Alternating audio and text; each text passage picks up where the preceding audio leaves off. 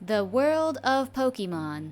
A beautiful place filled with all kinds of jobs for all kinds of people. We've seen Pokemon do things from putting out fires to chasing bad guys. And how could we forget helping heal others in need? But just like in their world, we also have our own companions who can help us. Service animals, trained to help their person, are a cornerstone in some of our lives. As someone who suffers from PTSD and anxiety disorder myself, I wish to one day adopt a friend. Maybe it's just the current research mixed with my love for the series, but I've wanted to make a video about this for a while now. What Pokemon would be great service animals? The rules are pretty simple. All Pokemon are based off either their physical traits or Pokedex entries. The person who owns these Pokemon are just a regular person in a world, not a Pokemon trainer. These Pokemon are not meant for battles. Instead, these Pokemon would be used like service animals would be used in our world, trained to do specific things for their specific person. Since this is also going in the direction of service animals, legendary Pokemon are not allowed. Some Pokedex entries may directly contradict things we've seen in the anime, so this will be a case-by-case basis. As per usual, I am no way an expert on service animals, Pokemon, mental or physical status, etc. I just thought this might be a fun list to put together, and if you have any Pokemon you think should have made the list, let me know. Hey guys, just jumping in here real quick to let you know that stick around to the end of the video. I'm holding a competition for the entire month of May that has to do with Pokemon Snap, so if you're planning on getting the game, I recommend you look.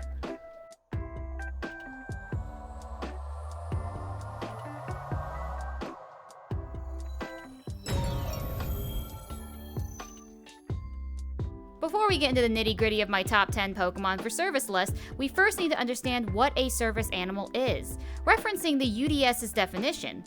According to Americans with Disabilities Act, service dogs are specifically trained to perform specific tasks for people with disabilities. These disabilities can be physical, sensory, psychiatric, intellectual, or mental. So our list will be containing Pokemon that can assist their trainer with at least one of these. Next, there are certain characteristics that your service Pokemon needs to be considered a good fit. Even if the Pokemon seems like it'd be helpful, that doesn't necessarily mean that it will work well with humans. These key characteristics are a desire to work. Your service dog should be happier on a walk or at the dog park than they are laying around at home. A calm demeanor. Your service dog can't cause disturbances in public or be easily startled by their surroundings. Intelligence. Your service dog has to perform complex tasks that require innate intelligence and good decision making. A friendly disposition. Your service dog must be friendly and comfortable around people and other animals. And finally, a loving disposition. Your service dog must be able to form strong bonds to best serve your needs. Finally, we have the type of service that a service animal provides. These services are allergy detection, autism, diabetic, guide, hearing, mobility, psychiatric, and seizure service animals. Each Pokemon must be categorized into at least the majority of the characteristics and at least one task that it could complete to be considered on this list. This also means that certain Pokemon that may at first glance be a great match, like the Routes evolution directly sensing their trainer's emotions, could actually be a terrible choice, since their health depends on their trainer's disposition. You wouldn't put a service animal with someone you know would bring it harm, even if they could do their job well and help the person in need. We aren't inhumane here, so if the choice seems obvious to you, maybe look a bit more into who that Pokemon is and what its needs are before leaving an angry comment and just embarrassing yourself. With that, let's get to it. First up, some honorable mentions. Pansage. It's a very kind-hearted Pokemon who goes out of its way to take care of those in need, and its leaves are known for reducing stress. However, its complete switch of personality when it evolves is too much of a risk for people who need some stability in their lives. There will be Pokemon on the main list who also have evolutionary problems, and while this would need a bit more of a conscious effort, the complete 180 from helpful to hurtful is too much of a risk to put people who would need less stress in. Gabite. Interestingly enough, the scales on Gabite are used for medicine, are said to be able to cure even illnesses that are considered incurable. Not really a service animal quality, but pretty cool. Chikorita.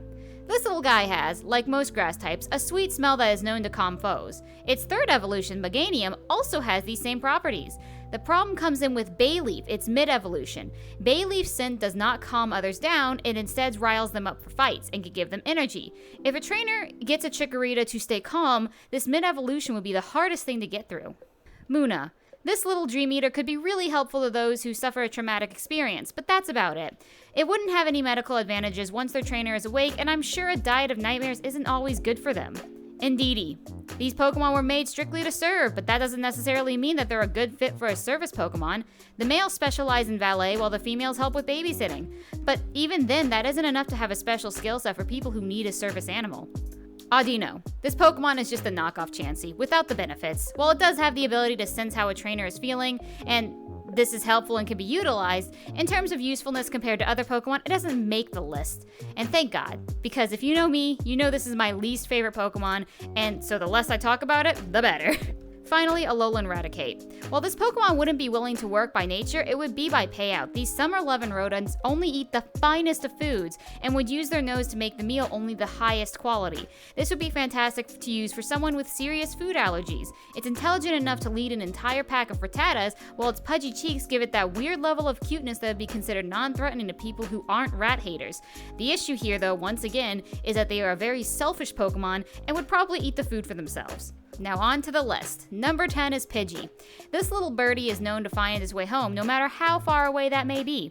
A Pidgey itself is also small enough to not accidentally cause any serious harm to someone who is older and may be suffering from Alzheimer's. It is also known as a very docile Pokemon, so the fear of a Pokemon attacking someone randomly is unlikely. This little hero can be given to either children or older folks who can't find the way back home as a Pokemon that specializes in guide or autism.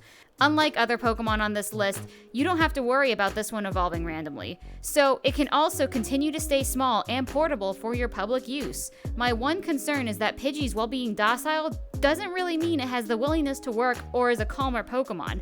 These creatures, just like our own regular birds, are seen constantly flying away when spooked and may not be the best choice for situations where they could feel endangered, which is why they sit at number 10.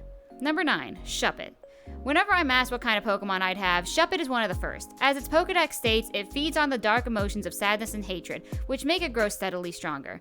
And as shown in the anime, this little Pokemon has the power to not only eat these emotions, but by taking them from the trainer loses all sense of anger that they had. Its desire to work comes from it feeding on these emotions, so by helping their trainer, by taking these spikes of negative feelings, they are growing. Secondly, Shepards don't feel the emotions they are eating. They will stay calmer in a more dangerous situation where a person is having a panic attack or a moment of relapse from an addictive substance. They're smart Pokemon in general, and can look plenty friendly. Look at that little smile. I don't think these Pokemon would be super loving, at least by default. Maybe some can be specially trained for this kind of work to show more compassion, but usually they're pretty mischievous.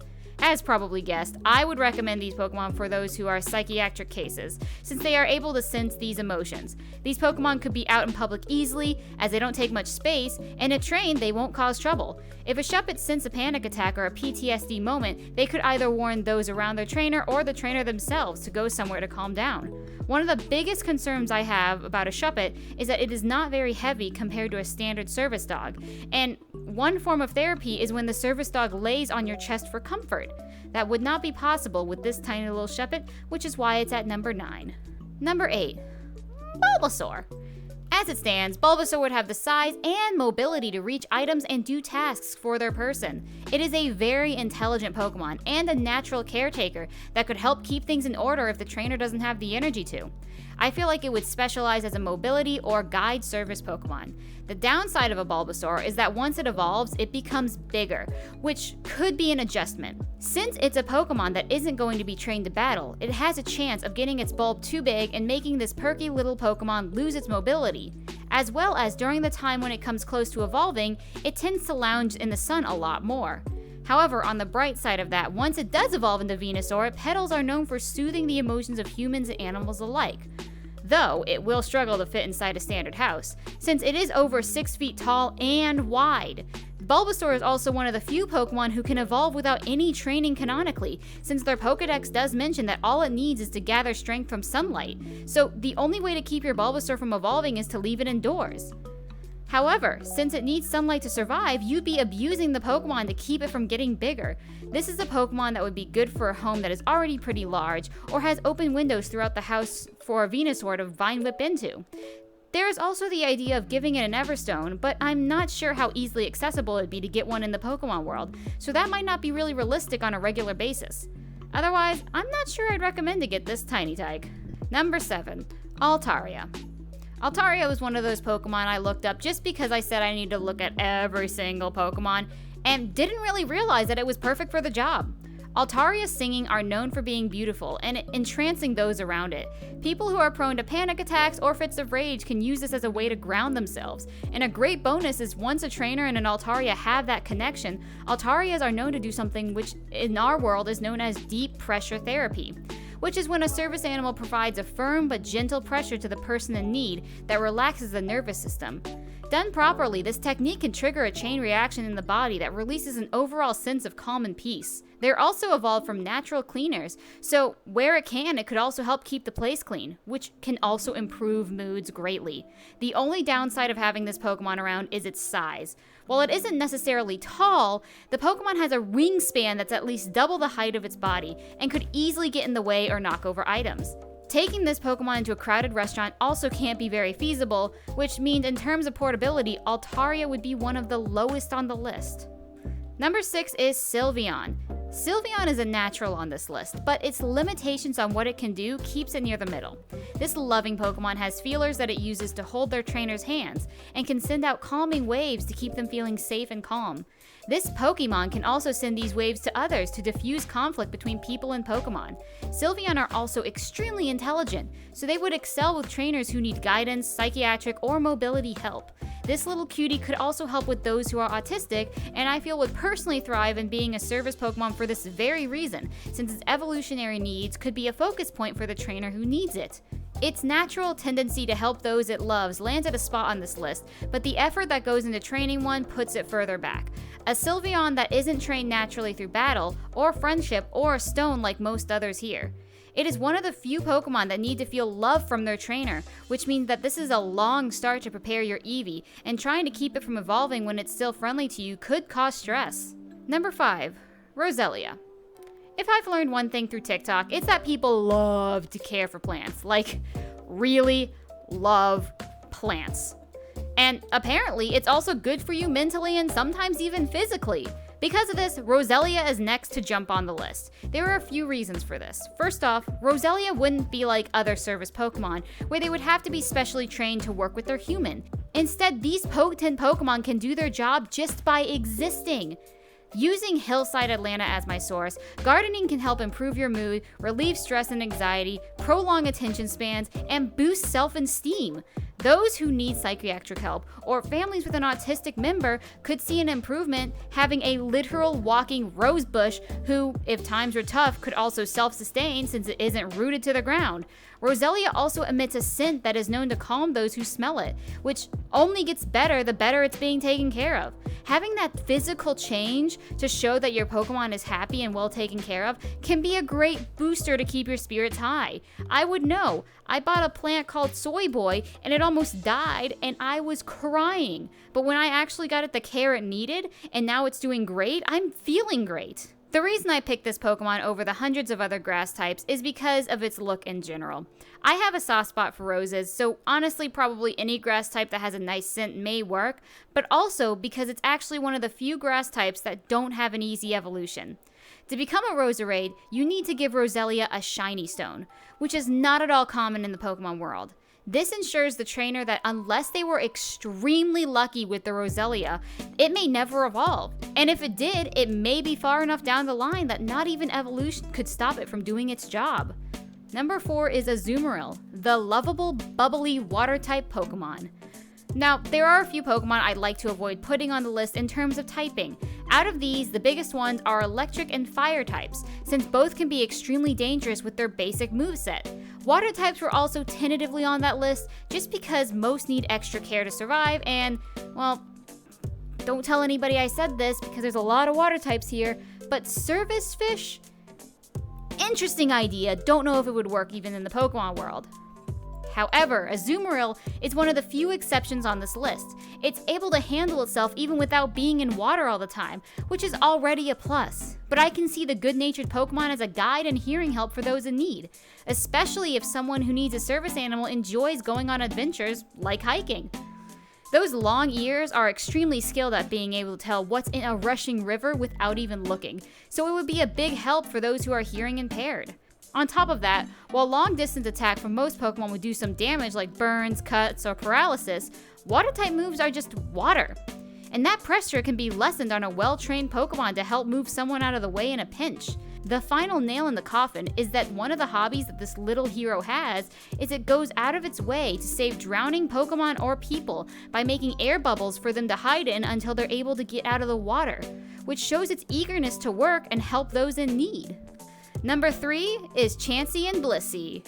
What kind of list would this be if Chansey wasn't on it? We already know that this popular Pokemon is used in Poké Centers, but did you know they have uses in a regular home? Unsurprisingly, I feel like Chansey is one of the few Pokemon that can help with many different service animal needs. They may not be able to tell if food has allergens in it, but in a pinch, their eggs are heavily filled with nutrients that could hold off the trainer until there is a safer location to eat. Chanseys are patient enough to work with those who are autistic, and their extremely friendly and loving disposition could keep someone calm and positive in a stressful situation. They are also big enough without being too big that I assume they could completely block out any triggers with their body alone, so perhaps they could be trained with those in psychiatric needs as well. I honestly feel like there is no downside to having a Chansey or a Blissey being a service animal, minus probably the price they'd cost for how rare they are in general. The best part is, when evolving into Blissey, it becomes even more helpful to the trainer since they're now able to directly sense their trainer's feelings and be even greater as a psychiatric help. Number 2, Slurpuff. Slurpuff is a Pokemon that is often used in bakeries to keep the pastries using only the best ingredients. But did you know that it has a ton more uses than that? A Slurpuff's sense of smell is 100 times stronger than a human's, compared to the dog's on average 40 times. These fairy types are also able to use their sense of smell to understand a human's physical and mental state and work accordingly. Because of these great qualities, Slurpuff can be used for diabetics, allergies, psychiatric, seizure, and hearing help, which makes it second on the list. Already having been used constantly with pastry chefs, we know that this Pokemon has to have a level of intelligence to understand what can and can't go into the dessert they're making, as well as a big enough work ethic to do it for long hours of the day, as a pastry chef averages 10 hours of work per day. It's also small enough to bring into public without needing much extra accommodations, which can help reduce anxiety about their appearance being denied. Plus, how can you just not see a loving face from this cute little guy? He is the definition of friendly. Finally, at number 1, we have, you guessed it, Growlithe. This Pokemon is usually used as an officer's partner, but did you know they could be used for food and diabetic detection? A hard worker, this Pokemon equals to work ethic only to Chansey, and is cute while doing it. Ignoring the standard "it's a dog" comment, my big concern with a Pokemon like Growlithe is that it is a fire type. Most of the Pokemon on this list are those who aren't fire or electrical types, strictly because these are very dangerous Pokemon to have in your house compared to other types. But Growlithe is one of those that can be easily trained, with an amazing temper, strong will, and a very intelligent breed. A Growlithe can remember a smell that it is given forever. So give it a whiff of that peanut butter, and it will know it's in your food a mile away. I feel like it could also be an amazing guide and hearing dog, since it does learn commands easily, and since the nose can pick up faint smells, a seizure alert dog would also be beneficial. Did you know that someone who is about to have an epileptic seizure gives off a faint smell that dogs can pick up? This is how animals are trained to warn their person to get ready for an attack. Overall, I felt like this Pokemon is, once again ignoring the dog stereotype, the perfect service animal and can effectively help with every need. The best part is, unlike Chansey and Blissey, this little guy is portable and can fit into smaller spaces. And the only way to make it evolve is if you consciously give it a Firestone. Because of all that, Growlithe takes the lead at what I personally believe is the number 1 perfect service Pokemon. I hope you all enjoyed this video and also came up with ideas of your own. I'd love to hear. If you had one Pokemon companion, who would it be? As I stated earlier, if it was for service needs, Shepard would probably be my go-to, but there are tons of other Pokemon that I'd love to have as a pet. But let's save that for a future video, why don't we? Thank you so much for sticking around. As usual, make sure to drink your water, eat your broccoli, and have a great day. See y'all in the next video.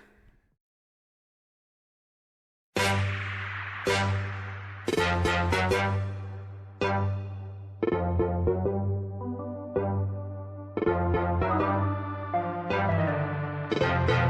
you.